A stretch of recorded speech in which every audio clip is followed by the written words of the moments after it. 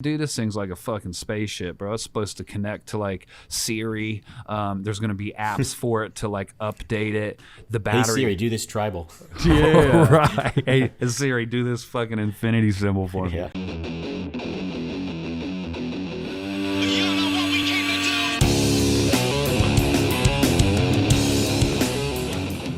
Hello, ladies and gentlemen. Hip here, coming to you again with another episode of the Tattoo Guardians. I'm accompanied by Mr. Matt Klemmer and Mr. Joshua Carlton.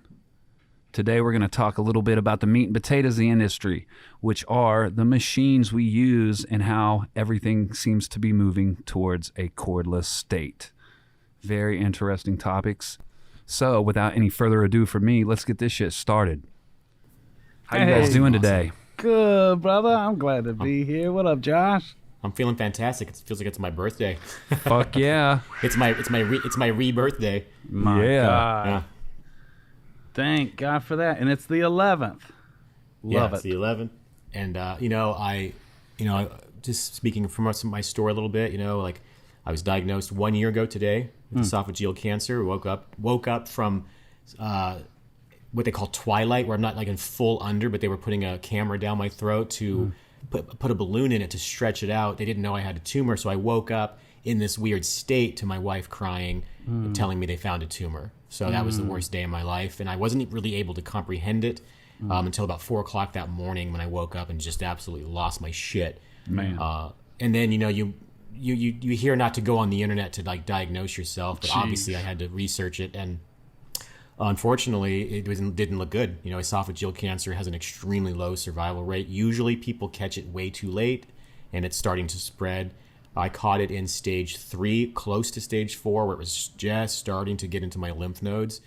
So before I knew exactly what was going to happen, I was reading about an average of about a 4-month survival rate from diagnosis. If you're lucky, about 10. So here I am thinking, I'm looking at where my Christmas tree is going to go, and I'm standing in the dark in my living room, just when everybody else is in bed, and thinking about I'm not going to be here for Christmas. I'm not going to see my daughter get her driver's license and her first job, and I'm not going to walk her down the aisle, and it's crushing. And so, long story short, 25 rounds of radiation, probably 20 or 30 rounds of chemotherapy, a major surgery where they removed my stomach out of my throat. You can see the scar here. Here I am. I'm alive, and to be honest with you, today and really for the last probably few weeks, I feel fucking good. Yeah. I feel back to normal. Like right after surgery, I had a collapsed lung and I couldn't breathe, and my doctor was like, maybe it's just the new you. And you start to kind of feel like, well, at least I'm here, right? But there's a thing about quality of life, Fuck yeah. I can proudly say that, like, I think me just getting into good shape before all this was just such a blessing, because I'm doing really good. I'm doing great. I just had a doctor's appointment this morning, and my white blood cells are a little bit low, not dangerously low, but my immune system is down. I definitely can't catch COVID, But I've been running a mile a day most days, sometimes a little more, and like the fact that I'm just even able to do that when I couldn't walk across the room for the first 3 months, you know what I mean? So I've had 2 scans after the surgery that show that I'm completely cancer-free. So I have another scan in March. I'll keep everybody updated. Yeah. Please keep your positive thoughts out there for me. Yes. I truly believe I am cured, and I think that your positive thoughts have helped already and will continue to help. So I'll let you guys know in March, and we'll go from there. But I'm happy to be here, man. I'm happy to be talking to everybody. Hell yeah, dude. I totally appreciate it. Just, not knowing you that long and just being able to like see the journey. And I suffer from extreme compassion and empathy. So like oftentimes I try to put myself in your shoes, and it's a scary thing, but to see you, transform and completely change, and not only become healthier, but was getting healthier before you even found out about it. But like the whole mindset thing, like you're fucking, man, beautiful, man. I love it, and I appreciate it. I appreciate it. It's like I had 2 choices. I could sit there and just be mad at the world and the why me, why not the asshole down the street that kicks his dog? Why do I fucking get cancer when I was, You know, I've always tried to be a good person, and I've always had panic attacks and stuff. And people always say, like, the good thing about panic attacks is whatever you're panicking about generally doesn't happen. Well, guess what, motherfuckers? It happened. You know, so you know, not to be negative, but Yeah. you know, sometimes everything's not going to be okay, and that's a tough thing to be in. But you know, seeing that I'm not only a year since my diagnosis, but the fact that I feel so good. You know, if I was feeling sick or if I was alive but bedridden, you know, hey, that's a different story. You know what I mean? Yeah. But I feel really good. I'm slowly getting back to tattooing. I think I'm about 12 tattoos in, maybe now. I feel like I didn't skip a beat. Not to brag, but I think I'm doing the strongest work I've done. I feel like I'm just going for it. Like, you know, because the last tattoo I did before diagnosis, I was really happy with. And I was like, well, hey, at least I went out with a bang. That was a cool tattoo, you know. And it kind of hit me. It's like, what if I don't get to do another tattoo? You know what I mean? And I love tattooing so much, so I just put all my heart and soul into it. And I think I'm so in love with tattooing that it just shows in my work. Like I just fucking love tattooing. So I'm so thankful for what tattooing has blessed me with, you know. And so again, not to brag and say I'm doing like better work than anybody. It's nothing like that. It's just I'm doing better work for myself. Love you know it. what I mean? Yeah. Jeez, dude. Man.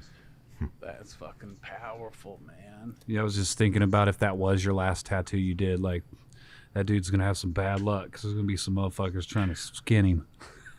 right. Can you imagine that? Yeah. It sucks. Like, I did that tattoo you're talking about was at a convention, and it was such a good time. Like, you know, shout out to the Humboldt Tattoo Convention. You guys got to go when everything's back up and coming or back and going on. You guys got to come to this convention. It is so fun. I don't miss it. They let you tattoo 24 hours. The casino, it like just doesn't close down. It's in the casino, and so like people will go there. First of all, it's Humboldt, so it's like weed central. So everybody's loaded. Everybody's got this weed money there. So I know people. My sister and her husband will go, and they'll just tattoo. They're like, I got a 4:00 in the morning appointment, you know? And it's like, you know, I'm still like, I'm doing one tattoo a day, but they're like just busting them out, and like there's karaoke at the bar. It's just fun, man. It's like it's a little convention. It's right before Evergreen generally, and it's just that part of the year where I just go and I have really fun with my friends and chill out. You guys have got to come. We got to go do a podcast from there. Fuck yeah. Man, come on. Yeah. So That's I'm going to talk to awesome. I'm going to talk to the owner and just see if I can get you guys to join my booth with me, because I get a nice big double booth and we can all fit in there just fine. Hell Love yeah. it. And have you heard word on, is it even scheduled this upcoming year? Not that I'm aware of. Yeah, Not that I'm right aware on. of. Sure. Evergreen is scheduled for October. I feel good about it. I saw in the news last night that cases of COVID were down 30-something% with these new Good. vaccines. The Johnson & Johnson vaccine is a one-time deal. I think they're going to do an emergency. They're working on an emergency usage. I think we're starting to round the corner. I hope so, because, you know, today is a good example. I have this 1-year anniversary. I can't go sit down and have a nice dinner with my wife. You know? Yeah. It's Yeah. like I just miss life, right? I don't know how it is where you're at, but we can't sit down at restaurants or anything, you know? Gotcha. And it's just rough. Thank God we can tattoo, right? Yeah. Man. Absolutely. Yeah, man. It's we still got a curfew, but it's starting to push back later and later. Eating in restaurants, you know, wearing masks while you enter. You sit down to So you can go inside of restaurants? We Yep, can. totally. Yeah. Yeah. Yeah. Yep. Yeah, So I mean, I miss it. for whatever it is, it's a slow process getting back to normal. A lot slower than it was getting here, but I think Yeah, that's usually yeah. the way it goes. Yeah, I'm just so glad we're able to tattoo, because, you know, cancer is what kept me from tattooing for 9 months, and now that I'm feeling it, it'd be really, really rough. You know, I always say I get to. I used to always say I have to tattoo, and now I notice I say I get to tattoo. Fuck And yeah. I really like that. It's like, you know, I don't know. I feel like I'm just gushing about it, but God, do we have the best job in the world or what? I mean, holy Dude. shit. Like, Hands for down. real. Like, you know, like, look at the kind of money that we can make if we play our cards right. Yep. I don't know. I mean, Yeah. I'm so happy tattooing chose me, you know? And you're Just- you're saying this after 30 years of it. Yeah. And Which is before, awesome.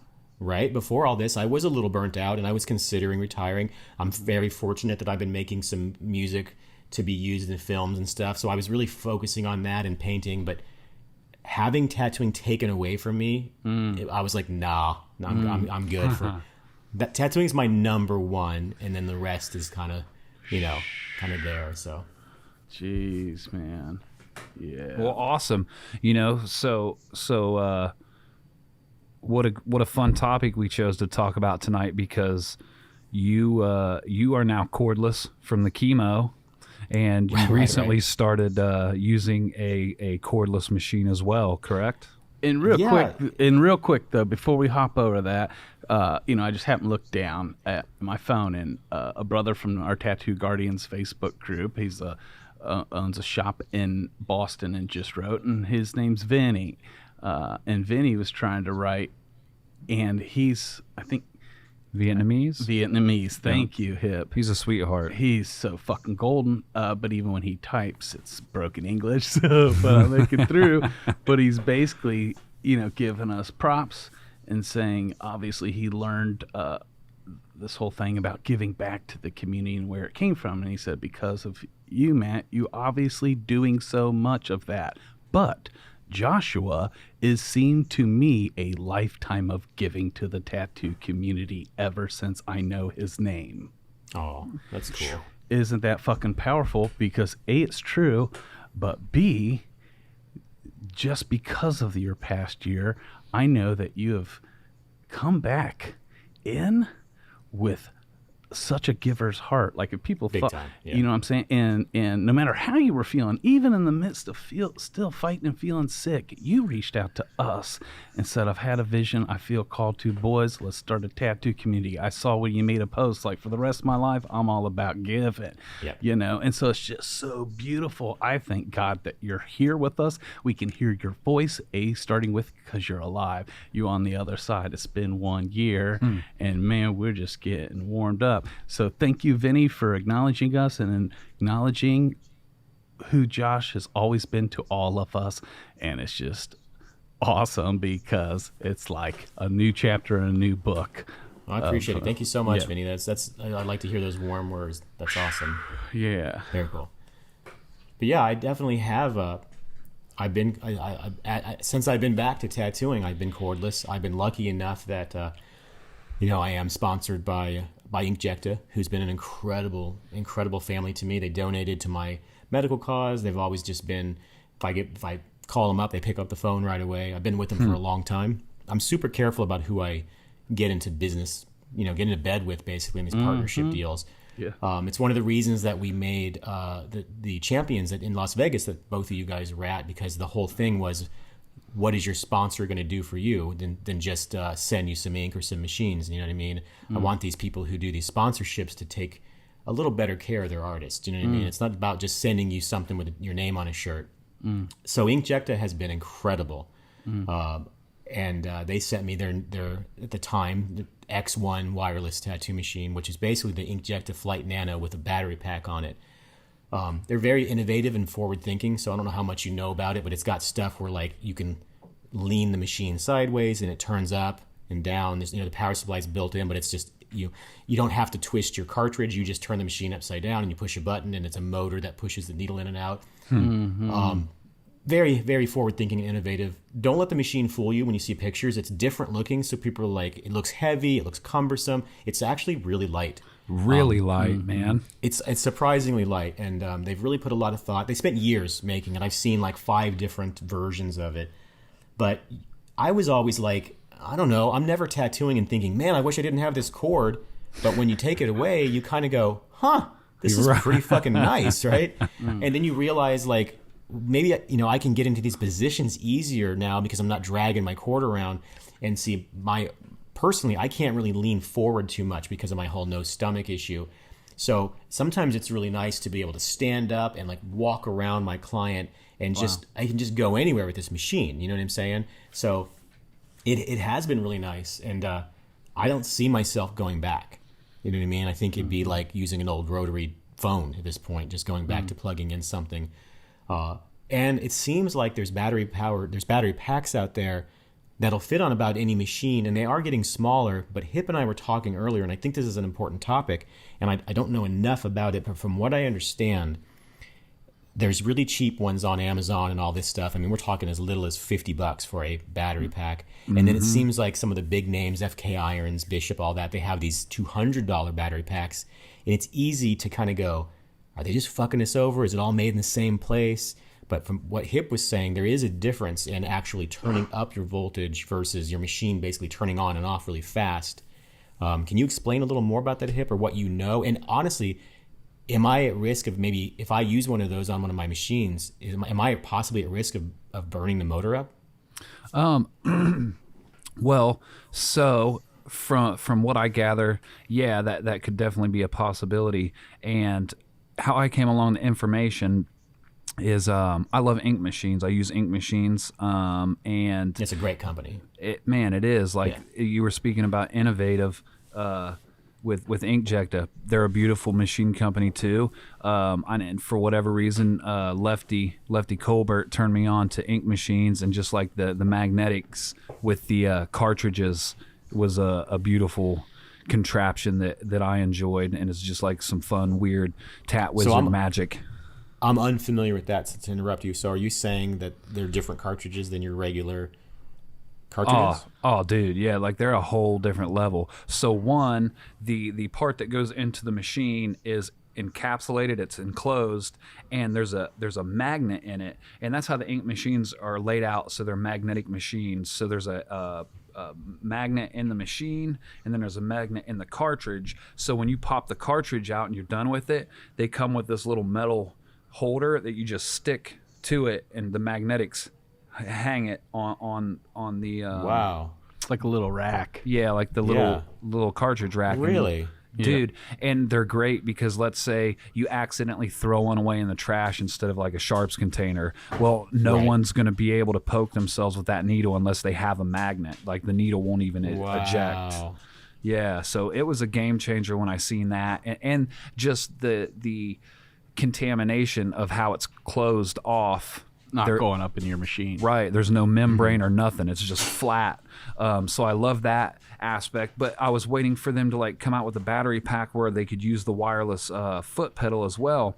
And, you know, COVID slowed things down. Those dudes are like all the way over in Sweden or whatever. Right. So my coworker Chris Powell turned me on to like FK irons, and I must note that like before I started wireless, I was using the Edge X, which like I just loved the way that machine worked. And then I switched to the Xeon. Then I seen those ink machines, fell in love with them. And instead of waiting, I decided like just let me try what this flux is about, because dude, this thing's like a fucking spaceship, bro. It's supposed to connect to like Siri. There's gonna be apps for it to like update it. The battery. Hey Siri, do this tribal. Yeah, right. Hey Siri, do this fucking infinity symbol for me. Yeah. But yeah, so before I had switched to the flux, there was.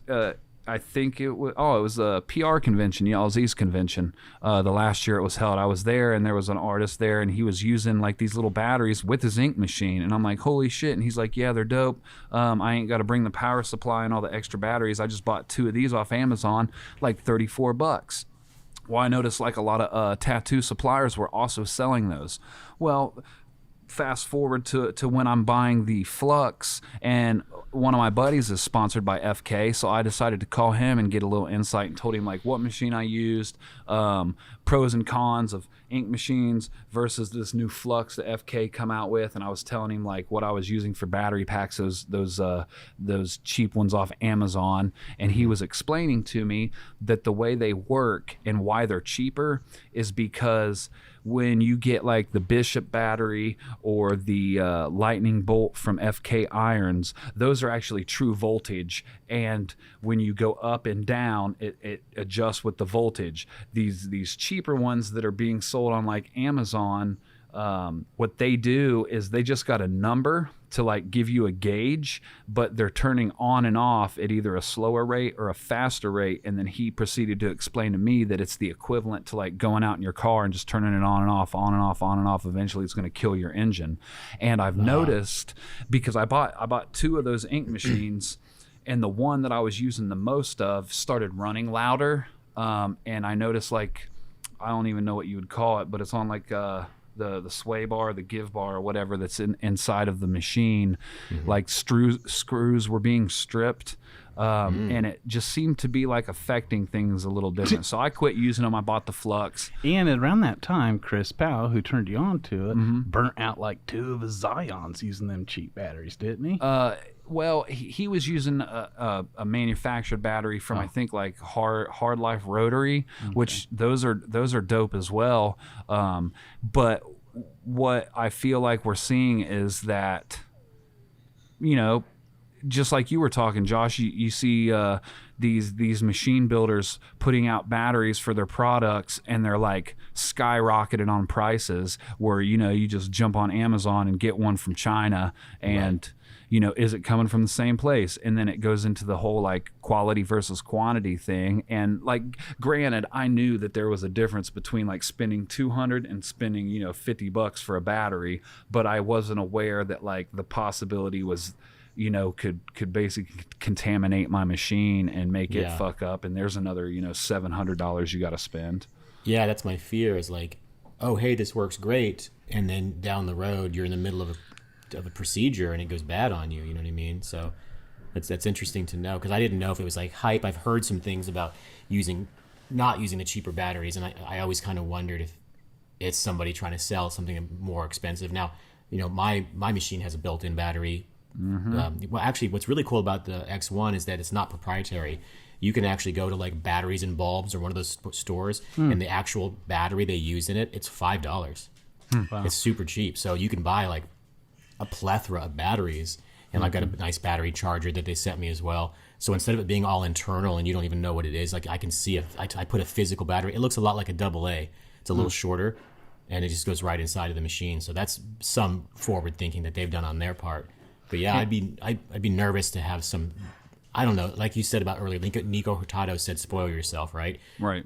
We all make enough money to buy a $200. Stop calling it a battery and realize it's actually a power supply, and you'll be a lot more inclined to pay $200. You know what I mean? I like that. Yeah.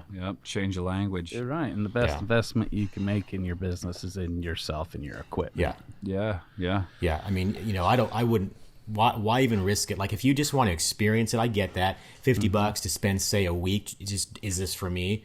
But what if, man? Like, the Zion machines aren't cheap. If you burn out a motor on that, like, you know what I mean? Man, I'm sure the warranty doesn't hold up if you use cheap ass batteries on them. Now, for all those guys out there that haven't even crossed over to the batteries, or even know brothers that use them, a common first question is the life. How long these batteries last? You know, is it good for all day or what? So, what can you tell them? Well, okay, for me, so like Ink Machine's battery would give me like anywhere from like 8 to 10. 8 to 10 hours? One battery charge? Yeah. Yep. See, that's fantastic. Yeah. Well, because the others were like 4 hours, right? At one point, they were the chintzy ones seemed to hold around the same amount of time and did the same thing. Like, they would just end. There wouldn't be like no slow down, no heads up. Yeah, it would just stop, which is cool. I prefer that than like trying to fucking pack black and it's bogging down. I'm like, what the fuck? Right.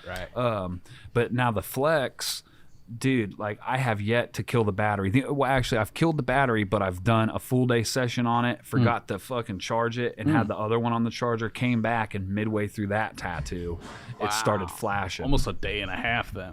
Dude, yeah. Jeez. Yeah, see, I think one of the misconceptions that a lot of artists have is how a battery works. Just like Hip said, it starts to slow down. So they're like, I don't want to be tattooing and have to fight the voltage. Well, they're regulated to where you just get a flashing light. You get consistent power for however many hours. Lately, I've been a member of the Slow Volt Club, and I've been tattooing at a lot lower voltage than normal. So I'm getting probably 8 hours, 6 to 8. And now I only tattoo 4 hours at a time nowadays, but I can look at I'll tattoo for 4 hours, and it'll still be at like 70%. You know what I mean? So. And from what I understand, it's better to let your batteries run down. You don't want to keep charging them from 70% up to 100. You want to let them run down lower, just for the life of the battery. Good to know. So the people that are wondering if they're going to be tattooing and in 2 hours they're going to be like, from my own experience, no, like, it's going to be consistent and smooth. and then you're going to get a flash. You're going to get some sort of warning that you have a certain amount of time. And generally, you have a couple of batteries, and you might get 6 or 8 hours of charge. It only takes, an hour and a half generally to charge them.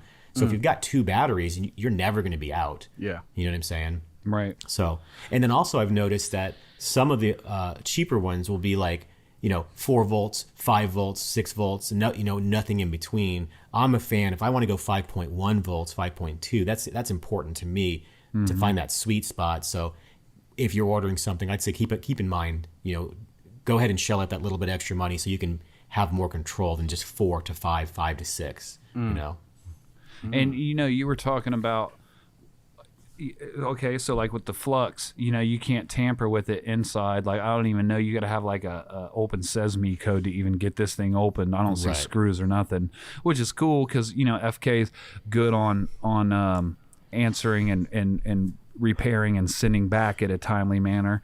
But my coworker, he's got the inkjecta, which I've seen it and held it in my hand. I haven't tattooed with it yet. I've tattooed and am familiar with the cord inkjectas, but the new wireless one, not so much. But I noticed that he's got like this little fucking spacer for like smaller, little fatter batteries, and then he's got a longer battery.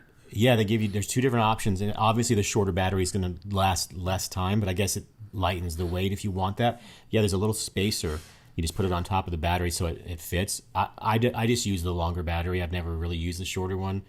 But I'm 2 miles away from a batteries and bulbs store where you can just literally walk in and about $5 a battery. I mean, that's crazy. You know what I mean? Like you could have 10 batteries for $50. You'll never need that many batteries. So I remember. Go ahead, Josh. I was just gonna say I remember walking around conventions years and years ago. And I would, and I'd go, I'm going to miss it when we don't hear that buzz because rotaries are starting to happen, right? Yeah. And I said, man, 5 years from now, we're going to be hearing 50% rotaries. I was way wrong. You're talking 99% rotaries. So now you don't get that beautiful buzz that we love, that smell of green soap and that tattoo machine buzz. And so now, here I am again saying in a few years we'll be all wireless. I think we're on the cusp of like in a year, because so many machines now, it's not even a battery that you buy. It's just built into the pen. It's just already automatically built in. I think that's just how it's going to be. And what we have is back in the day, you had to know how to tune your coil machine. You had to know why it did what it did. Now you can graduate art school, and basically once you learn how to use that equipment, you could produce some nice looking work. So it's such a different experience to come up as a tattooer now. Now, obviously, people are so insanely good that I would imagine to be very daunting to try to become, say, a realism artist today. You know what I mean? Like some of these European artists, they're just like, no, dog, you think you're good? Check this out. You know what I mean? So but I just see this innovation happening so fast, and it's like as a 30-year veteran in tattooing, I'm just like, there's a part of me that it's almost bummed out. It's kind of like being a photographer and then realizing that you spent $60,000 on your gear, but the new iPhone is better, or at least as good. Like, I don't know if you guys know, but the iPhone 12, other than having this, what they call bokeh, like this extreme depth of field, you could film like a cinematic movie with the iPhone 12 is ridiculous. Because it's we used to look at it as the camera lens, like how big the lens was and how good the glass was. But now you have this artificial intelligence where you're taking pictures and it's taking 100 pictures for your one and then putting them together to give you the best results. Jeez. So, tattooing machines are not at that level, but how close are we though, right? How close are we to, if you're already asking Siri to turn your voltage up, how close are we to, asking Siri to change your stroke length or to give you some give? Like that's probably right around the corner, right?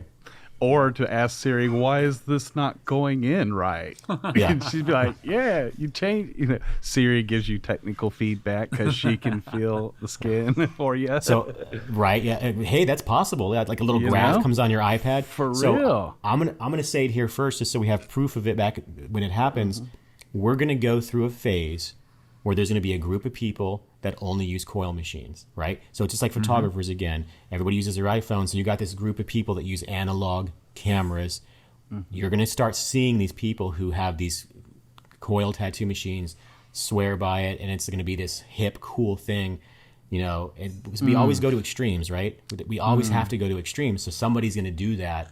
And I'm just interested, as long as the work is good, I don't care what you're using. You know what I mean? Right. But I can see that romance, especially if you've never used one. If you come into the industry with the rotary, you know, you're like, I was born into the industry wearing a mask and using a rotary, you know? Man. Right? Wow. I can see the romance of, that coil machine, that sound, that's like that's a real tattoo. So I could see that, you know what I mean? Like, I'm Why interested. is that needle's so long? It's called a needle bar. right, exactly. All that stuff. Like, I think Victor Portugal, I might be wrong, but I think Victor Portugal might still use coil machines, and he's incredible. You know what I mean? So obviously, the work, it doesn't suffer if you know what you're doing. But every once in a while, I like to get a coil machine out and just experience it. Usually, I'm just like, "Fuck, this is heavy." You know what I mean? Yeah. I got these weak wrists now, wrists from these rotaries. Oh, yeah. And of course, before even the disposable tubes came out, we had big steel tubes adding to the weight, too, which I loved. Me too. You know, using them big steel tubes, it felt like the weight grounded your palm. You had some especially control. for lining, right? Totally for lining. Yeah. That weight helped, it really did. When I switched to the first, and it was actually out of the show you put on in California years ago. When you switched? Oh, yeah, because Nate Beavers was there. Remember how that's right. He got broke down or whatever? So he got to the show and was still waiting. I forget, but someone had to go pick the Cheyenne rep, the guy who at the time, I think he was the first rep, was on the obnoxious side, you know? Yep, and I remember he'd come over to us, and it'd be me and Kyle Cotterman, and we're both using our Mickey Sharps and Soba liners and loving it. I was, if it ain't broke, why fix it? And I loved my Mickey Sharps. And it was the early days of this new Cheyenne Hawk. And at that show, Nate Beavers shared a booth with him. And I think there's only two dudes at that show that was using the Hawk. It was Nate Beavers and Roman.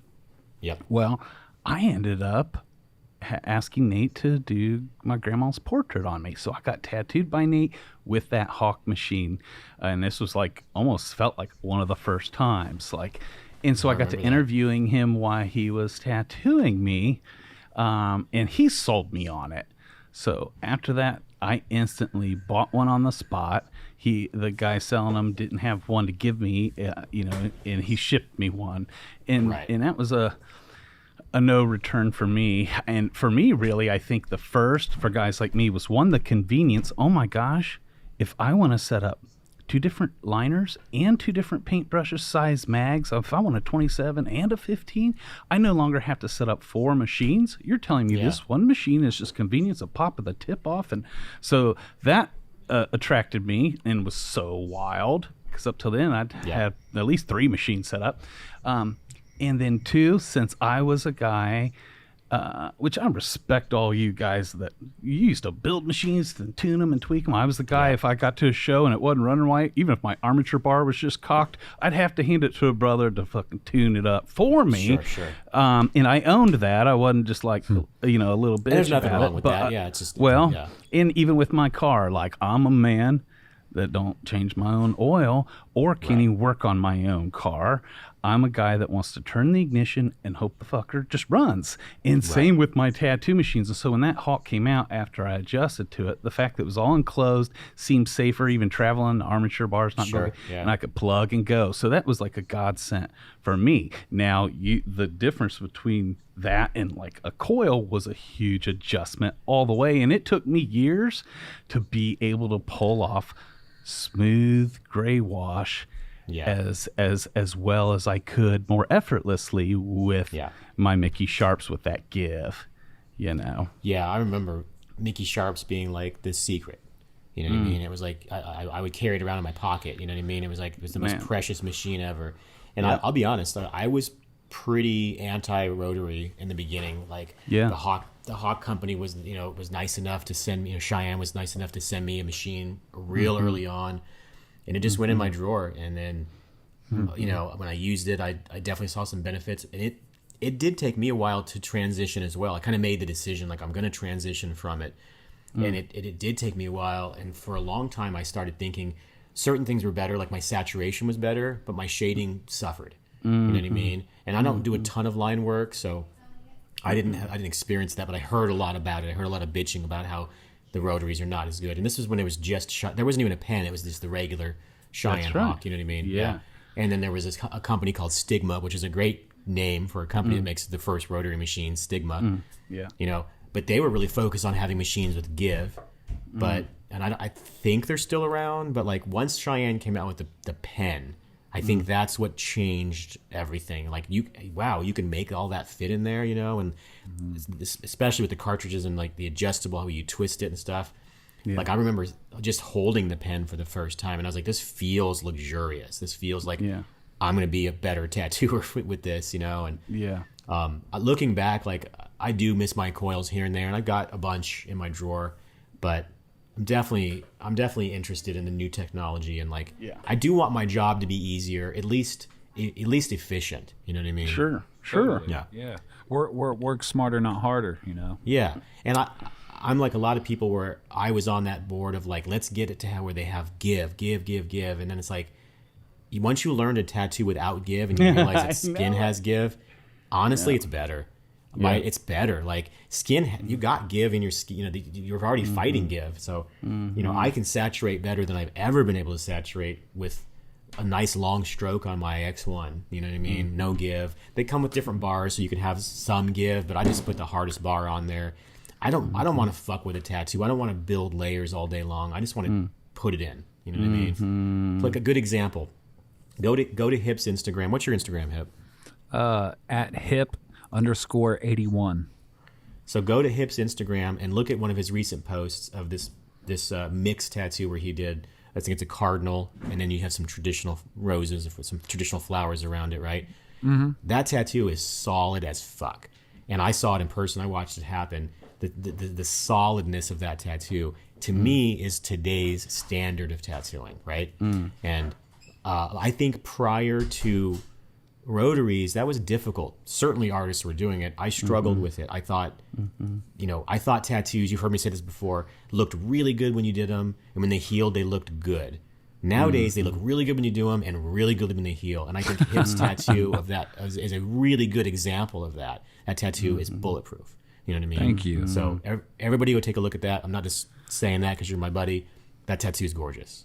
Thank for sure. you. Man, that's huge, and I agree. It is. Yeah. It actually won an award at Evergreen, too. It did.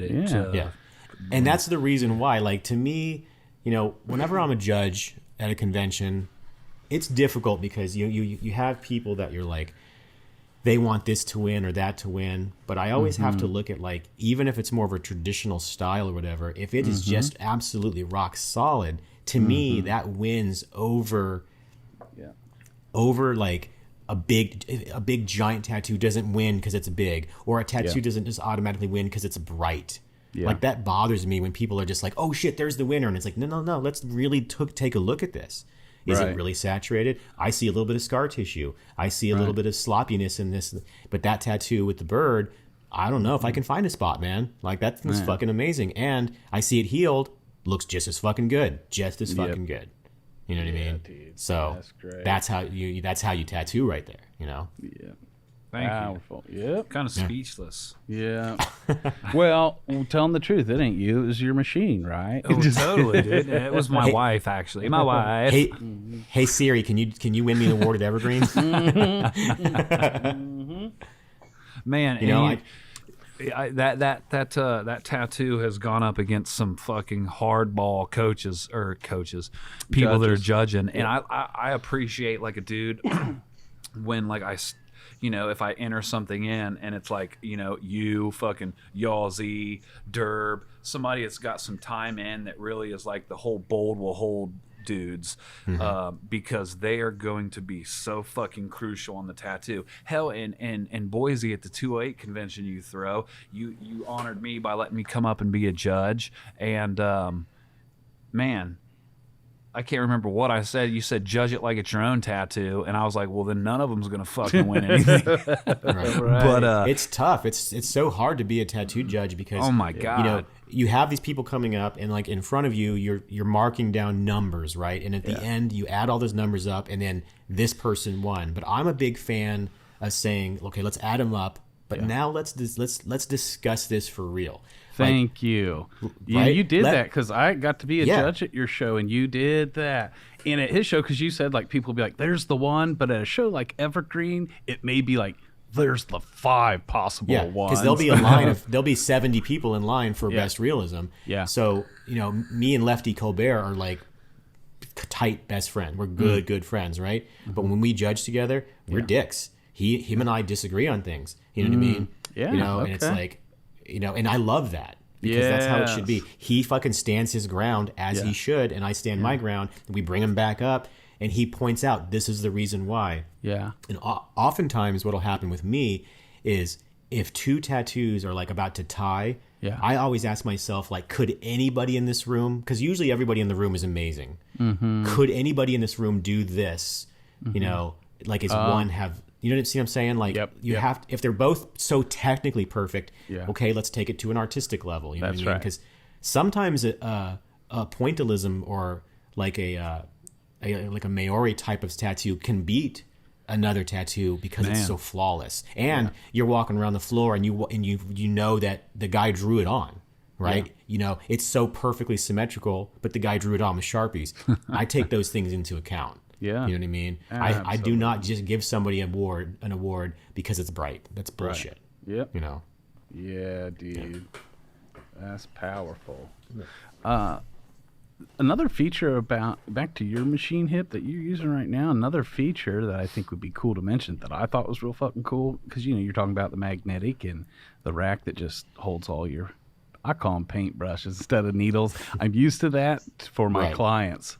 I use the word paintbrush. It softens it for clients. Hey, instead of being like, I'm going to switch out and get a new needle, it's like, I'm going to grab a different paintbrush. But anyhow, the fact that, correct me if I'm wrong, but when he loads his liner and then sets whatever speed he wants to line with, and then he pulls that out and puts in his mag, if he changes the speed or power, once he goes through all that, is it true that the machine remembers it? So the next time you switch...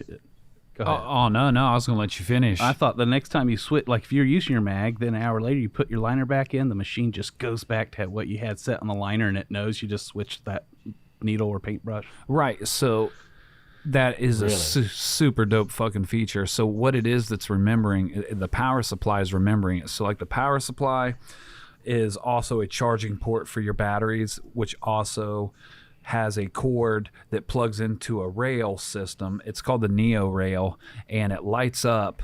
And so you have an option. You can use the Neo rail system or just the little portable rails that it comes with. But if you're using the Neo rail system, Matt's correct. It does. I can set my voltage for each of my needles, and then when I switch them out, I ain't even got to fucking do shit. It remembers. That's amazing. That's amazing to me. Mm-hmm. Yeah. I mean, that's crazy. So the technology that I said is around the corner. It sounds to me like we're even closer. That's crazy. Yeah. Can you imagine figuring that shit out on your own? I can have the idea, right? Oh, how cool would it be if the tattoo machine made me a peanut butter and jelly sandwich?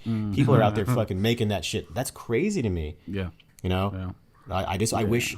I'm one of those people that I love the idea of how math can solve a problem in life, but I suck at math. Right. So like I'm fascinated by it. Yeah. Like even just walk around downtown and look at the buildings and be like, man, somebody had to invent this shit. Yeah. Somebody fucking had this vision of how to do this. I have that for my own life. Like I envision this powerful thing, and I try to make it happen. But to physically build these monuments and stuff, like, I mean, look at a computer, man. That's fucking crazy to me. It's crazy. Yeah. We're doing a podcast across thousands of miles. Right. We're sitting in Ohio right now, and you're sitting in Oregon. I'm in Oregon. Yeah. But here we are. It's like, it's just, I don't know, man. It kind of blows my mind. You know what I mean? It's not to turn it into one of those late night conversations about what came before the earth and all that stuff, but it's pretty they get an existential crisis, you know what I mean? So right. Yeah. And humans are just fucking amazing, and I appreciate that. Like, because I never really looked. I remember when I used to play music and they came out with the cordless to plug into my guitar, and I could walk around stage without a fucking cord. I'm like, dope. But I never thought about what would it be like if tattoos didn't have cords, because they had those those fucking one things that hang above you, and you run your cord into it, and then it comes down over you. I thought that was pretty cool. But then when I got turned on, because me too, I also do like a good coil machine, and it just, I don't know, I guess advancements have caused me not to go back to them, but I'm the fucking Frankenstein, dude. Like, I would take this machine with that machine and create like the best fucking shader or liner, which my whole guidance on that was one of your books basically breaking down how to run your shader, color packer, and liner. And I would set mine to that. And I used to just love tinkering with them. I would take like a whole day to just show up to the shop and like tinker and make my machines better. And the first machine that I used that was a rotary was the Cheyenne Hawk Game Changer. And I kind of bounced back and forth with that, because it was just an adjustment of the hands. I was just a little baby in the industry. And but yeah, dude, like, I'm just grateful that technology didn't sleep on tattooing. Like, there were innovators in this industry that were willing to like put forth an effort to like make us work smarter, not harder. Because like, Matt was talking, dude, fuck setting up. Well, not fuck it, if you want to do it, because I still know a bunch of fucking killer artists that will set up 3-4 machines, coils, and fucking just bang out fucking masterpieces. But for me, it's like, man, that's just a lot. I remember Mike DeVries talking about setting up 7 tattoo machines on average per tattoo, and like 100 ink caps too. And you know what? Whatever it takes, at the time that he was doing that, he was just destroying everybody. So whatever it takes, you know what I mean? That's right. I know some artists who use coils still that are incredible. I think Yogi still does. I've heard that he might be using some rotaries now, but I'm not sure if it's true or not. I don't know if it's true. I may have heard a rumor. But, Yogi's a master, absolute master tattooer, and tells you like it is. And coils work for him, and from what I understand, he does like to build and kind of build it up, but he's still getting that saturation level to today's standards. It's a lot like mastering music. I want my music to sound the quality of what you hear on the radio, you know what I mean? So it's the same thing. Like, as long as you're taking that saturation level and you're matching it, then you can be doing it by hand. I don't care. That's right. I think Yogi's a great example of this works for him. This works for him for sure. You know what I mean? So, because a lot of times, and you heard me talk about this in my video where I was kind of walking my dog, talking about if something works for you, to use it, because somebody will say, hey, buy the Flex or buy the Zion or the X1, and it's not going to change your tattooing, because you've got nuances, you've got hand speed, you've got angles, you've got how much needle hangs out, the type of needle, ink viscosity.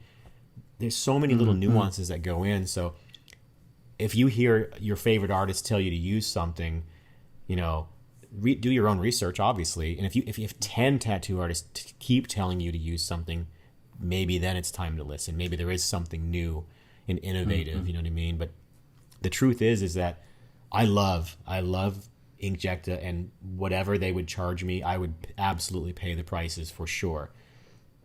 But there are certainly machines out there that are great as well. You know what I mean? So I'm not, as I teach my seminars, I'm not going to like, hey, they pay me to say this. I'm going to tell them what I truly love, just because it's like, I got to be, we got to be honest with each other. I do love them, you know what I mean? But if you've got a favorite machine out there, like, I'm not going to fight you on that, you know what I mean? So like, it sounds to me like the one that you have, what do they hit? The magnets. Ink what?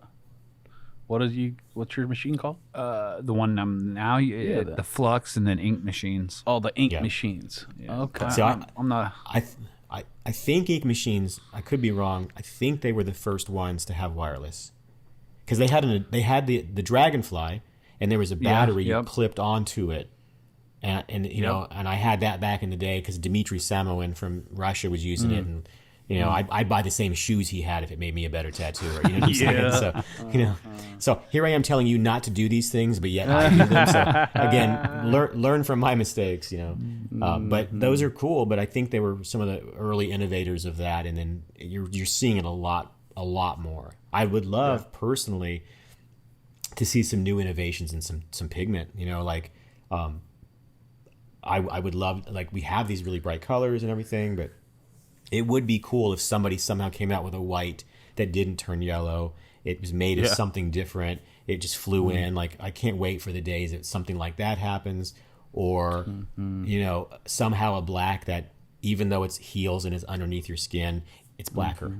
You know what I mean? Like, stuff like that. I'm probably more interested in that than machine stuff, to be honest with you, at this point. Dude, you know what I mean? I've always thought of, like, you know, on really, really dark complected people, like concocting something that you can, and let's say you're doing a fucking rose, you lay the stencil on them, and then you tattoo this substance into that the shape of the rose, and let it heal 6 to 8 weeks. They come back and it kills all the pigment, or not kills, but you know, makes it like white skin. Yeah. So now, they can get this bright tattoo.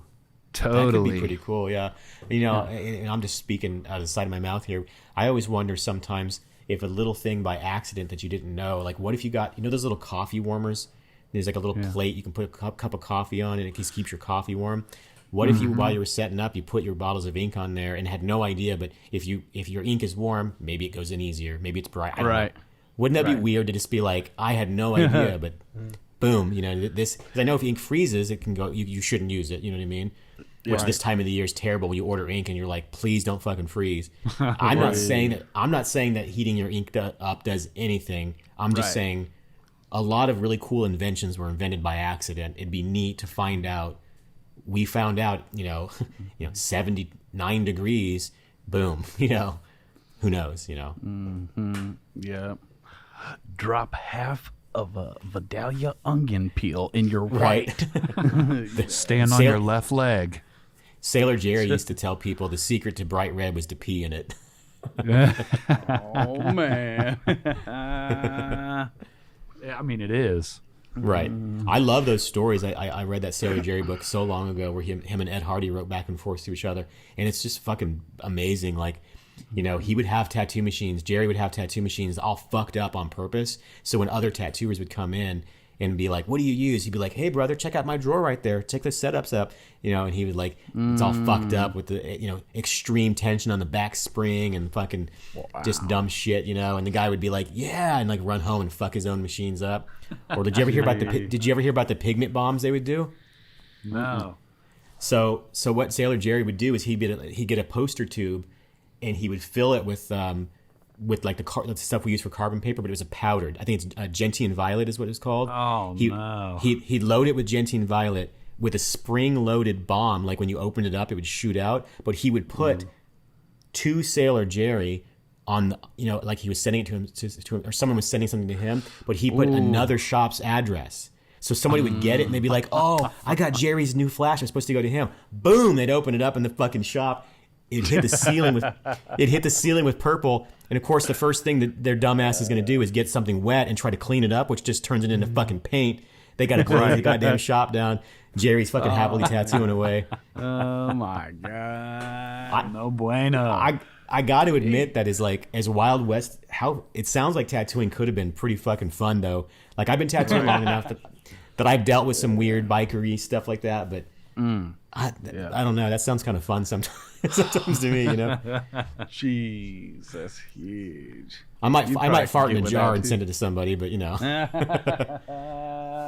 Right, yeah, well, you know, back at different shops, you know, coming up, like we would, you know, the first initiation was to put ink caps over the bottles, so that way when they sit down to do their initial tattoo, they're already nervous because they're in a new shop, but they're like shaking their bottles, opening the lid, and nothing's coming out. And then they finally realize that, 100 bottles of ink now I've got to open up and pull the fucking ink cap back. Right. Yeah. So then in retaliation, we would do something like rub Vaseline all over everything and then saran wrap every single bottle of ink inside the fucking fucking toolbox, and then saran wrap the toolbox to the chair and just keep it going. I think we might have just come up with a reality show. Oh yeah. Tattoo pranks.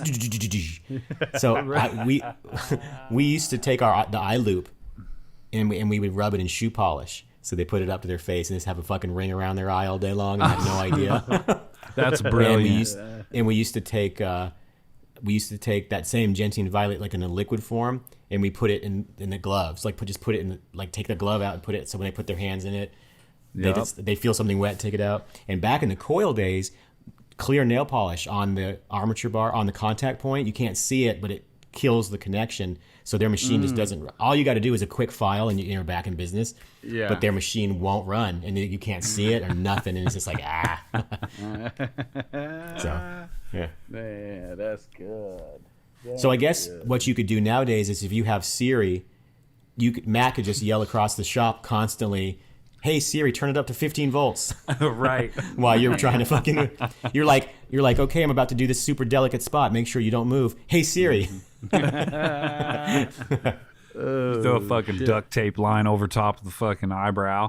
Right. Yeah.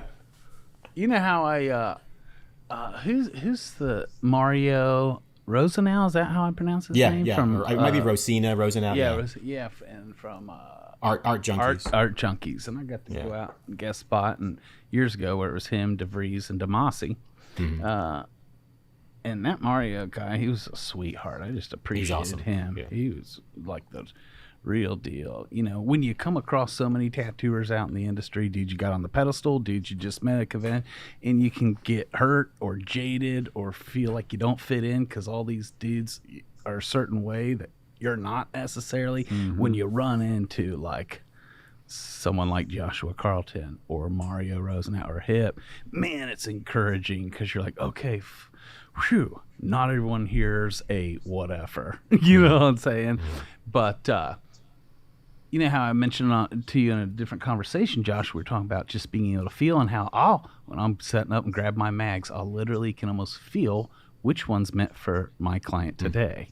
Yeah, something inside of me, that. You know. And Mario mentioned, cause back when he was using coils, almost like on an energetic level, that depending on the energy that his client was putting off would literally affect how his coil would run. That doesn't surprise me. I kind of believe that. You know what I mean? Yeah. Like, there's things that we don't understand. I'm not to get all metaphysical, but there's definitely vibrations and things that we don't understand. Mm-hmm. You know, we talked about being empaths and how we feel things. Yeah. You know, I mean, have you ever had a bad day? Once you say today's going to be a shit day, well, guess what? You fucking called it. You know what I mean? It's like, it's like you can't say those words. You know, so I do believe that's probably true. And I haven't talked to Mario in a long time, but me neither. Yeah. I could be wrong. I think he invented stencil stuff, didn't he? He did. Yep. Yeah, I thought so. And then from what I understand, and I could be wrong, I think that his father is a chemist and basically was like, had kind of helped him out with that. And like that was the first version of anything like that. Like we've got a lot of options now. Yeah. Stencil stuff is still absolutely fantastic. But like I think he was, because you got to remember the people that are tattooing nowadays, and I'm sure they know this, but deodorant, right? We used Speed Stick back in the day. That's right. I think Nico Hurtado had come up with a version. He would kind of teach you how to make it with melting Speed Stick in the microwave and all that stuff. Yeah, some alcohol, I think. Or yeah. And then, you've got all these different companies that are making it now. But if you look back, it is so much easier because if I use a stencil stuff type of solution, I've been using that one called Family Tradition, just trying to support like tattooers he worked in a shop, and it's great stuff. Like I paid for it, they didn't send it to me for free. It's in a big bottle too, which is cool. But it stays so fucking good now that like it'll kind of fuck me up because I'm trying to do a portrait and I'm seeing these purple lines. So it's almost like be careful what you wish for, But man, I mean, I remember using Speed Stick and always thinking this doesn't seem very sanitary. You know what I mean? So right I after you used it. I know, right? Exactly. I started putting it on a tongue depressor, and scrape it, but it always would, it wouldn't last. Like you couldn't really do tattoos without outlines and stuff because you were fucked. And before that, you had the acetate stencils. I remember experimenting with just different solutions. And then one day, I had a doctor friend, and they gave me ultrasound solution that they put on the woman's stomach, that was amazing. That like stuff a gel, like that jelly like stuff? A gel. Wow. Yeah, and I was like, man, if I could bottle this stuff, but it was so expensive to buy, you know what I mean? But I'm impressed with those people that come up with these innovations to to just make our jobs easier. You know what I'm saying? Yeah. So, across the board. Yeah. I I don't know if this is kosher. I'm still a Dettol guy. But yes, everyone in our shop uses different stuff. We got stencil stuff in our shop. Electrum, Snail Trail that St. Mark, I think, made, right? Yeah. I think someone even got Sorry Mom, which is Chambers' brand of it.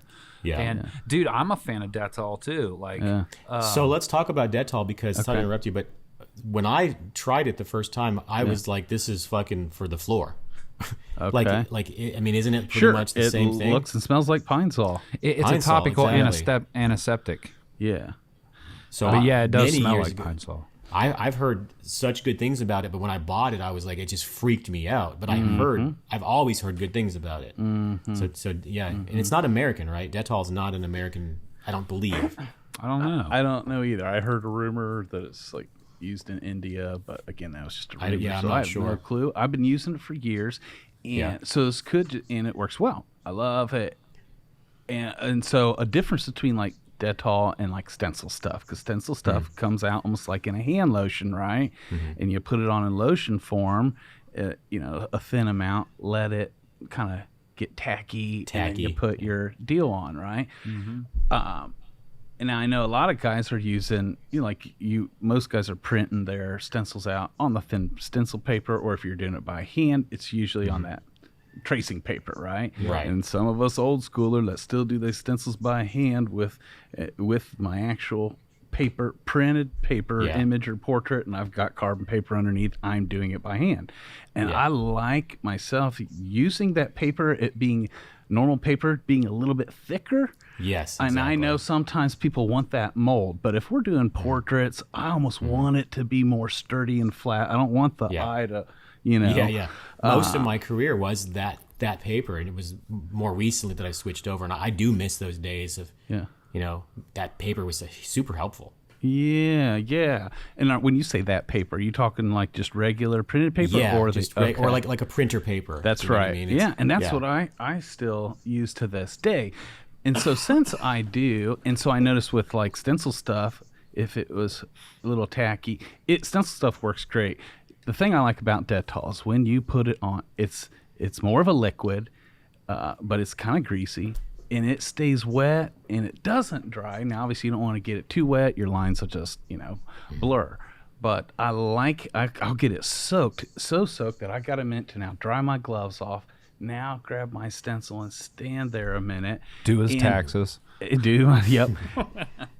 Anyways, when I put that on, it's wet enough, it becomes almost like glue. It starts, the paper would hear itself. You know how we want to push it down in the middle and then kind of work the sides. Yeah, you can feel it. It's kind of glued on. When you pull it off, you're going to get that dark purple. And while you're applying the rest, the chances of the middle lifting and you retouching, maybe double printing, that risk seems to go down because the Dettol is holding it on, where I feel like some of those others with normal paper, printer paper, you could double print more or it'll fall off. That Dettol grabs it and holds it. It's like a second pair of hands. That's nice. I might have to give that a try. I like it for big pieces too. Just, a lot of times I'm doing 2 days back to back. So it's very helpful on like laying a whole back stencil or a fucking sleeve out. Whereas like if I'm doing something smaller, like something 2 hand sizes, it doesn't hurt for me to use anything, any of the brands, Electrum, stencil stuff, all that works. Right. One thing, though, that I would like to see more of, or if there's a better one, this may be the best one so far. It's good, but, man, just like that product Electrum's got that's like a tea tree oil, that's the spray that removes the stencil, and it's also a prep to applying their stencil applicant, but it also wipes off stencils real good. But I don't know, maybe in a perfect world it'd be cool to just put a couple little squirts on a paper towel and wipe once and your stencil's completely gone. Yeah, because that's such a pain, because you're just making their skin raw, trying to clean it up. And move it. It's like, of course the motherfucker comes off as soon as you don't want it to. Yeah, right. You know what I mean? That's right. It's like, wow, I haven't even touched that eye and it's fucking gone. Right. And you want to wipe it off and it's you fucking Yeah. So no, I totally agree. One other cool thing about detailing, especially when you're laying on with, what do you call your paper? Kind of like tracing paper, your stencils? Yeah, I mean, stencil paper, carbon. Yeah. And a good thing about using yeah. Dettol with the stencil paper is once you put it on, the stencil paper is stuck. Now if you see there's a few lines that may not go down with Dettol, you can tap the top of it. Yeah. And it goes through and make sure it's on instead of pulling it off to look, be like, oops, let me try and reapply it, Yeah. I think that's another benefit. Yes. Yeah. One of the things I miss about doing it the way you do, Matt, is you're looking at the photograph. Yes. So when you're placing the design, you're seeing like the actual full version, and that's really helpful. I did that for most of my career. It wasn't until I got an iPad and switched to attempting to make them with an iPad, which I do love. I save a ton on printer ink because I'm not printing out. I'm just printing lines out constantly. I bought one of those printers that you just refill the cartridges so that the ink lasts an eternity. So I'm a big fan of using your iPad not only as a reference tool to look at my work, but also to make my stencils on, because I can make certain lines thicker that I'm worried I'm going to lose, right? So I'm like, those thicker lines. Back in the day, all the lines were the same width, and you had to use pressure. Yes. You know what I mean? Oh yeah. What I never understood is that I made my stencils just like you, right? But most of the tattoo industry would put tracing paper on top of their picture, and I'm always like, why are you doing that? You can't see subtlety, and you can't lift to check yourself. Yeah. It was always so weird. I watched like a video of Kat Von D, and she'd throw a piece of tracing paper on and I'm like, you can't see the fucking picture. Like how many eyelashes does she have? I don't know. I can't see. Oh, so that's to like run that tracing paper through a thermofax. They would trace it and then run that through a thermofax, and I'm like, dog, just fucking draw right on the picture. Right. You can see everything. No shit. what I mean? And I felt like they just turned it into like a third generation now. Exactly. Yeah. Now I'm doing a copy of a copy of a copy. Right. I always thought that, and I would show an artist at a convention, and they'd be blown away, and I'm like, this is really rudimentary stuff, brother. You know what I mean? But hey, I'm glad it helped them. And it's just something that I must have picked up early on that just helped me. But yeah. Well, and then I think because someone that what guys did after that tracing step was then they'd take the stencil paper, they just pull out the yellow slip in between, right, and leave that. Yeah. Then they tape their image, like the paper I use, a printer, right on it, right, and then tape all four corners so it won't move. Tape, so you got your carbon, the stencil, you got your carbon, you got your tracing paper, and then now your image right on top. Which Cotterman does that. Which is what Kyle Cotterman does.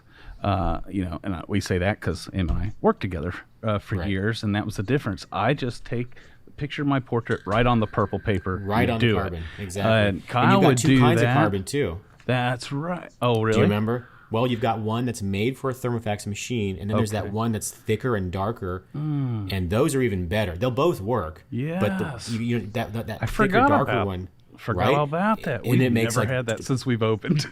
Yeah. Maybe you can't get it anymore, but I used to covet those. You know what I mean? Yes. I was like, so. You're right. So what threw me off about that, when he would do it the same way you and I would do it. The only difference is he's got the tracing paper in between. So it's already a copy of a copy. It's already. So while he's tracing on the face, it's pressing in on the tissue paper behind him. The only scary part to me on that deal is he had it all taped down. He's got to make sure he gets it all. There's no lifting it up, holding up to the light and seeing I lost this, which is nuts. Dude. Yeah, people just get different ways to do things, and sometimes it seems crazy, but it works for them, and they're afraid of changes, just like I am as well. Like I was afraid to switch to rotaries, but it worked in the end, Dude. Looking and see, I've got my own experience with like that scared to change, because one, I get it, and two, I've noticed throughout my whole life, one of the things that's most unattractive to me is when like that person has the you can't teach an old dog new tricks mentality. And I think I don't like it so much is because I have it too. Example, I had fucking Samsung, Android all the way, fuck Apple. But the longer I started like seeing people in the industry, like things that they were using, I eventually switched. And like, dude, now you fucking think I am Steve Jobs. Like Apple, I'm 100% the same way. I used to be, so okay, for me, here's a phrase that I hated. I would say, why do you use Apple products? And they'd say, well, if you're an artist, they're better. And I'd be like, Photoshop is Photoshop. You can't tell me that. But I understand now that it's innovative in a way. What I love, if I take a picture of my tattoo on my phone, when I come home, guess what? It's on my computer. Yeah. That's fucking cool. Yeah. AirDrop. And your watch. Yeah. AirDrop is fucking been so convenient to me. When I write music, I'll be like, I want to hear this on my Bluetooth headphones upstairs. I AirDrop it to my phone. Boom. Right? So Apple does some shit to me that I don't like. And I don't know if you guys experiencing this, but like I'll love a feature that my computer does. And the next day, that feature's just gone. Like, yeah. You know what I mean? It's like, we just decided to change some shit. Hope you like it. You know? It's like, oh, you got used to it this way? Sorry. Yeah, exactly. But once you do make the switch over, I'm the same way. Like, I'm straight up an Apple fanboy. I got the fucking watch. I can fucking check my pulse on it by putting my finger here and see if I'm having a fucking heart attack. You know what I mean? And Dude, someone that has anxiety about shit like that, it's nice. You know what I mean? I'm like, oh, I get to live another day. Sweet. You know what else was another fucking game changer back on the stencil thing? So coworker bought double-sided sticky tape.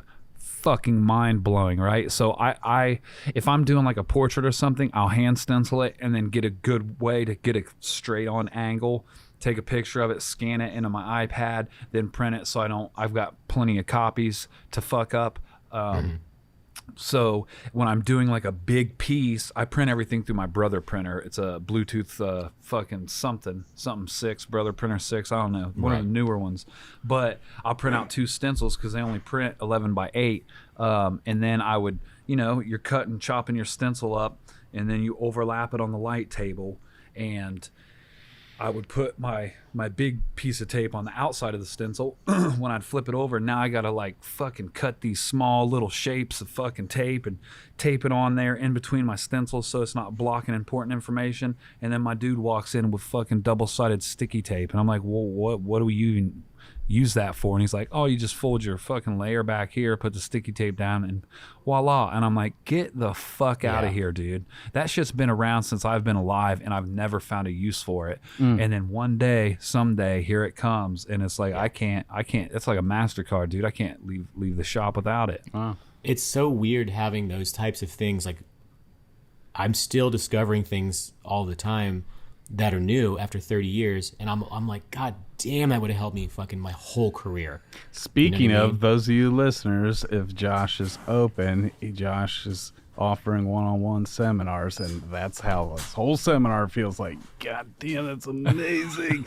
I'm fucking known that. Yeah, I'll see my clients, like, I'll be watching their eyes, like, wait a minute, you're telling me you can mix colors that easy? And they're like lighting up, and I'm like, you're gonna be super stoked, but you're also gonna be like, God damn it, that would have helped me with that tattoo so much. 30 years of experience of like a lot of my seminars are like my aha moments. These are moments that aha'd me, and I'm giving them to you now. And they were for us. Yep. Yeah, and I'll definitely say, like, and I see it on like the Tattoo Shop Council forums and stuff. People were like, man, I took this seminar, not to toot my own horn, but I feel like I'm helping people, and that's ultimately. That's what I set out to do. That's ultimately what I set out to do. So hearing that is better than any kind of money that they pay me for it. So I am picky about it. I want to make sure that your portfolio is at a level where like it's going to make sense to you and stuff. But hit me up if you're interested in a one-on-one seminar for sure. I appreciate it, man. Do it. Do it. For real.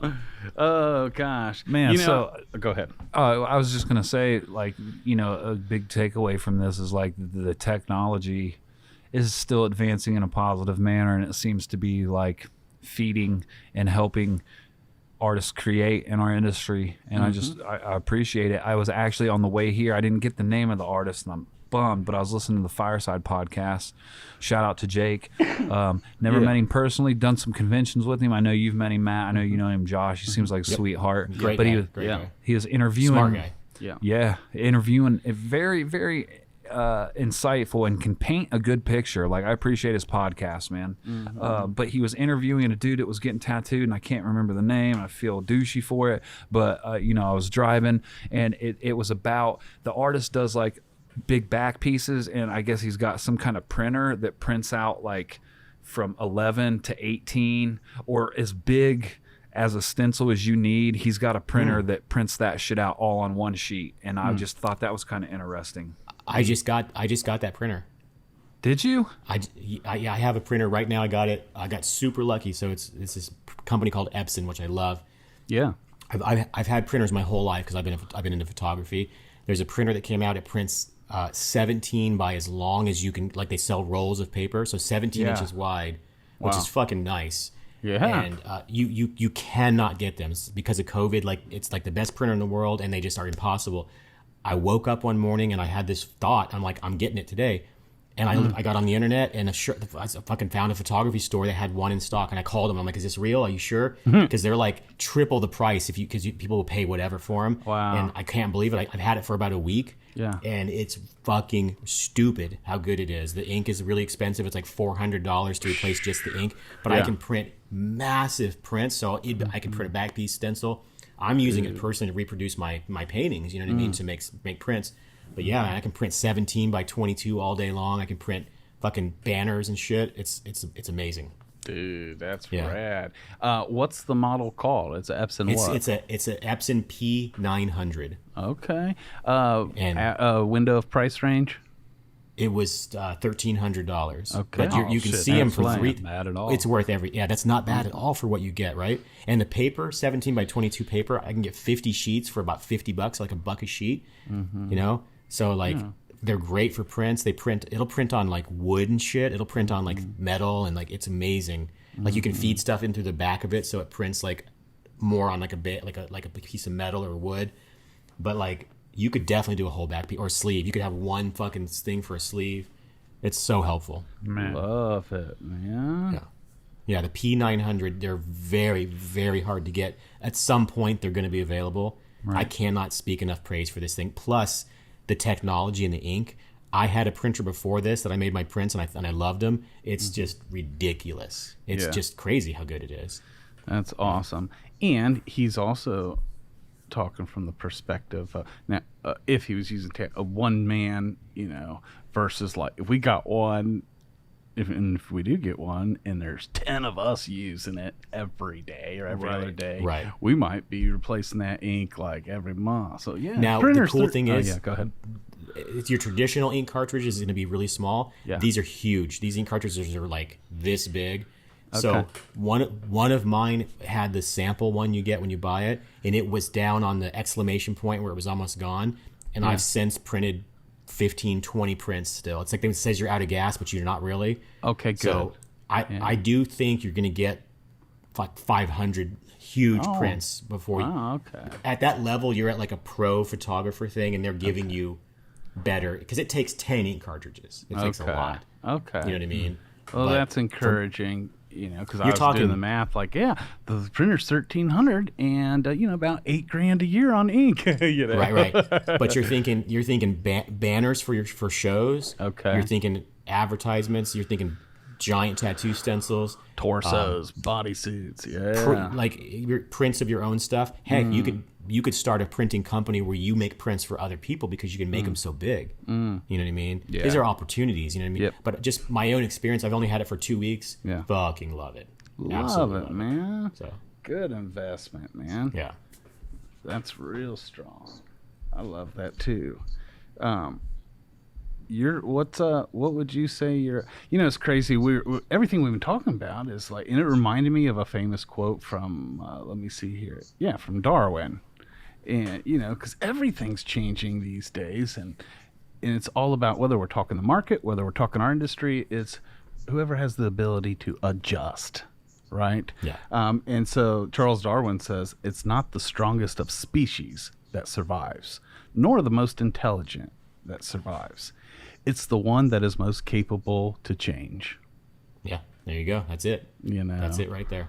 And I appreciate it. Now, I will say, because in other areas of our life, some things are changing and evolving there's some things where the world don't fully have a choice. Like most people that didn't want to get rid of their Nokia flip phone has finally crossed over. But we're blessed as tattooers because, yes, as technology keeps growing, and there are tools to serve us to make our job easier, better, like the things we've been discussing. But the good news is, if you are someone that's loyal to the coil and you like your coil, we fucking love you guys, and we're the lucky ones that even though technology's advanced, we're still in an industry you can still do everything old school. And, absolutely. And be just that way too. I want to clarify that we're, I think it's come through. We fucking love coils and all. Shout out to everyone that's still rocking coils and doing everything old school. And hey, we'd love for you to come sit down next to us just so we can hear you, Yeah, like when I was talking about there being a movement of people using coils. Yes, you're right. I'm excited for that. I'm not saying that in a negative way. I want to sit down. I'm going to go to their booths and sit down with them and watch them and be like, oh yeah, I forgot how fucking cool that was. Oh, you know man. What I mean? So yeah, I'm all for it. Like, dude, you'll be the cool guy because I'm envisioning a younger generation, like you said, that started tattooing with mask and rotaries, and now they're into vintage shit, which are coil machines. You know what I'm saying? Right. Yeah. And you're one of the fuckers that used to build them and make them. You know what I'm saying? So they all got their like vintage, fucking knockoff coils and right. They have it looks like a coil machine, but it's a rotary, but it has a little speaker that sounds like a coil. Fuck it, I'm just gonna get a CD motor and bring the old prison vintage back. Oh, we'll take it back further than they did. We'll go straight up prison style. In fact, I'm gonna bring a set of bars to the convention so I can tattoo through the bar.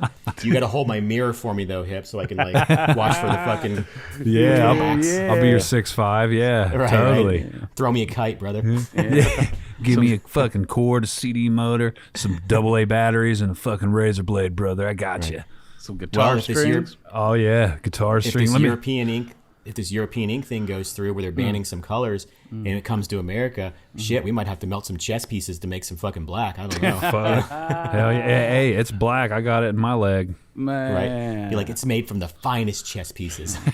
Yeah, you do got chess piece ink in you, don't you? Chess pieces, fucking Vaseline, and goddamn computer printer ink. Wow. Yeah. And they want to talk about greens and blues that are contaminating. Like, I'm proof. Yeah, I said this earlier. We started out, as pirates, and if we have to end up as pirates again, hey, I think most of us are adaptable. Yeah. Just like what you were talking about, the change. Yeah. I definitely fear change coming, but if the FDA is going to step in and change things, I think we're going to be okay. Yeah. I think we'll start hand rolling our own ink again. You know what I mean? So we're built for struggle, man. That's right. Yeah. That's right, man. What a fun journey. Yeah. Yeah. Being tattooers. Fuck yeah. I couldn't help but think, Josh, like, wow, technology does speed everything up. One of my best friends in my life was my grandma. My best friend, she passed just 2 years ago at the age of 95, and I was with her to the very end. And I couldn't help but reflect on her life, almost being on the planet 100 years, going from like no TV to black and gray to color to like no phones, cell phones, computer, even back in the day where they had shared landlines. I mean, she grew up where entertainment was turn on the radio and listen to the such and such show. And so I always admired her. She saw like the world change over and over again and over across of almost 100 years. But then gentlemen like guys like you, guys like myself, anyone who's been in the game, over a decade plus, so much has changed in just the past 10 years. I remember when when Magnums were not, it was a 6 flat, and then someone's like, "Oh, a Magnum's got 2 rows," and I was like, "Fuck, get the fuck out of here!" Right, right. 2 fucking rows. What are you, drunk? So, and I remember when Fantasia came out with bright colors. It was like nobody had seen ink that bright, and it was like mind blowing, and even fucking stencil stuff, just game changing things that are now so normal for everybody. Right. Even the fucking rotary pens, man. Like this whole series shit we've been talking about. That's crazy. Yeah. From someone that's actually, built coils and had coils forever. And it's changed so fast. So I'm hoping that it stays in our hands for the most part. I know that Berkshire Hathaway, one of the richest companies in the world, has bought Solin Ink. Oh, really? I believe Solin. I could be wrong on Solin. They bought I think they bought Tatsoul for sure. I'm pretty positive about that. I do believe they bought Solon. So these big conglomerate companies they're realizing, hey, there's money here.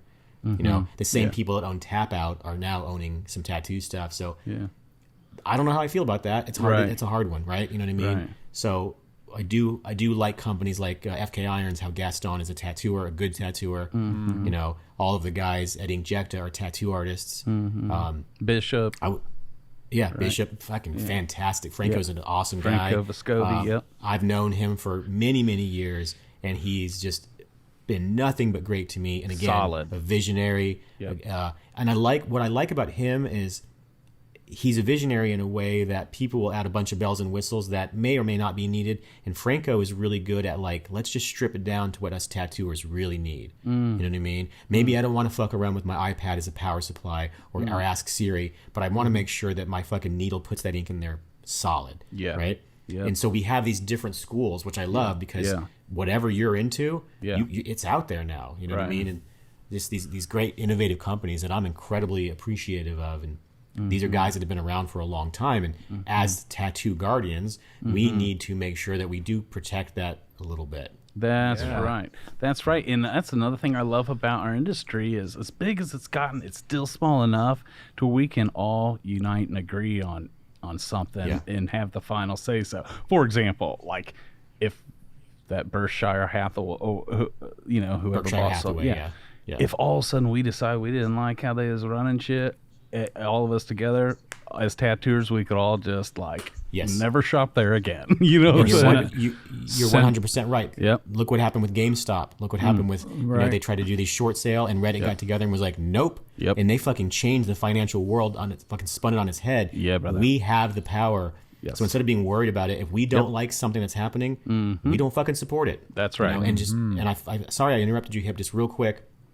Speaking of the word tattoo guardians, I just want to say myself, please don't take that as us thinking that we're the fucking end all be all watchers of tattooing. That's not what this is about at all. That's right. It's much more of a personal thing. You know what I mean? And you explained it really well the other day. I don't want someone out there being like, "Why are you the tattoo guardians?" That's not what we're saying. That's right. You know? We all are. Totally. All of us to be so thankful, not only for this craft and when we came in, who brought all of that.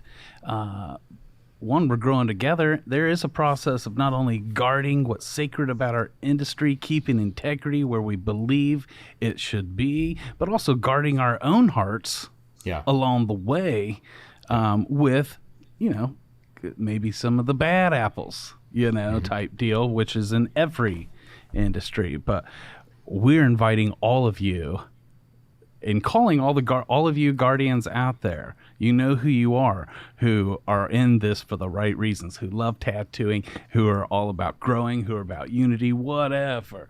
To all you true tattooers out there, that's what we mean when we say tattoo guardians, is all of us together. Tattooing has an incredibly, incredibly rich history, and you have to remember that we are standing on the shoulders of giants. Come on. And it is up to us. We're here today. We are steeped in the tattoo industry, and it's up to us to carry that torch. And we're here to. Oh, go ahead. Yeah. Oh shit! I was just being stupid. I was gonna say be sending an old fucking Eyes Wide Shut company, whoever, Anne Hathaway or whatever the fuck you said. Right. Fucking bunch of stencil bombs. Oh, right. Thank you letters. Stencil bomb. The stencil bomb, Right, yeah. That's a fucking killer. I'm still down with my fart in the jar. I'd be like, hey, smell the Oregon ocean coast breeze, That's awesome. Is this the new evergreen invitation? What's this? And they get it one of those tricky fucking boxes to get into just to get a fart in the face. Man, when we did that box thing, people would be sending us pictures of them smashing it with a hammer and shit to just fucking. And it was so easy to open, but it was so weird to figure out. I was pretty proud of that one. Yeah. Hell yeah. You all send the fart in a jar, but it freezes on the way. They just think it's a fucking flavorful ice cube and they put it in their Coke. Oh God.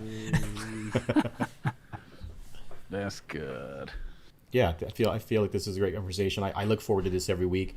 It's funny. It's actually made my weeks go by quicker. You know what I mean?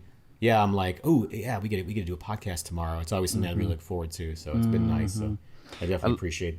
I mentioned it last time, but I think the whole world needs a little more of this. You know what I mean? You have your little circle at home and who you're around and everybody, and through the power of technology and Zoom, it's nice to be able to connect with people a little further away. So I certainly thank you guys for that. Yeah, So man. good. So, man, what a great episode. Guys, we're going to go ahead and call it. And it's Hip, Joshua Carlson, and Matt Clemmer. Man, thanks for listening. We'll Yeah. see y'all next week.